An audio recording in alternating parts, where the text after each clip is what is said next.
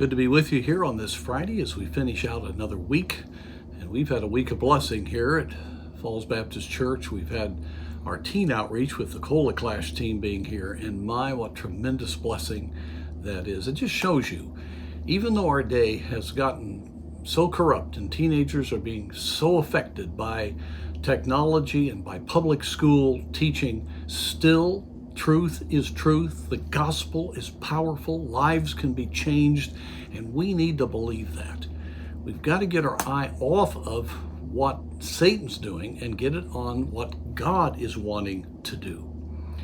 And we need to realize that the work that God has done for our salvation is a great work.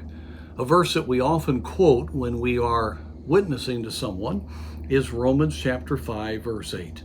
But God commendeth his love toward us, in that while we were yet sinners, Christ died for us. I love to give that verse, but I'd like for us just to think about it here today. God commended, proved, gave his love to us. The love of God, the powerful love of God. For God so loved the world that he gave. It is so hard to explain. Why would God do what he did?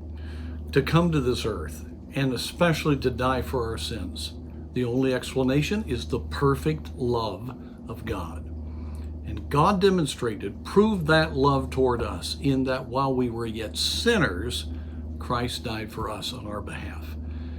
And my friends, we need to be very encouraged by the fact that Christ died for us not because we were worthy, but because we had no worth that would allow him to have eternal fellowship with us. We were sinners. His character of holiness would not allow us to be in heaven. He had to be just, and therefore judgment would be our only future. And so out of love and mercy, he did the only thing that could be done, and that was to pay the price for our sins completely at great cost. That is love. And my friends, we need to realize that if God will do that for sinners that deserve his judgment, what will his love do through us and for us? My friends, as you go on in this passage, we have the idea that we are reconciled in this life to him. And it goes on in chapter 6 talking about the victory we can have over the body of sin, and that we don't have to be bound by sin anymore. We are victors. We have his resurrection life.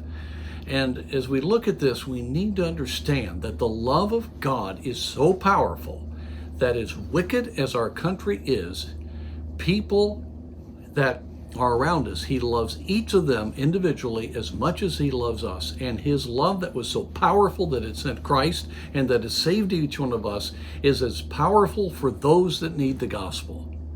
And so we have the message. We are a channel of that love. That ought to be what we are all about, not ourselves, but others. And we need to show forth what God demonstrated on the cross when Jesus Christ came. We cannot be ashamed of the gospel. Paul said, I'm not ashamed of the gospel. It is the power of God unto salvation to everyone that believeth, to the Jew first and also to the Greek. And so one of the things that will help us get out of any kind of discouragement about what's going on around us is to realize we got the powerful message. We have the love of God. We have that which will change people's lives.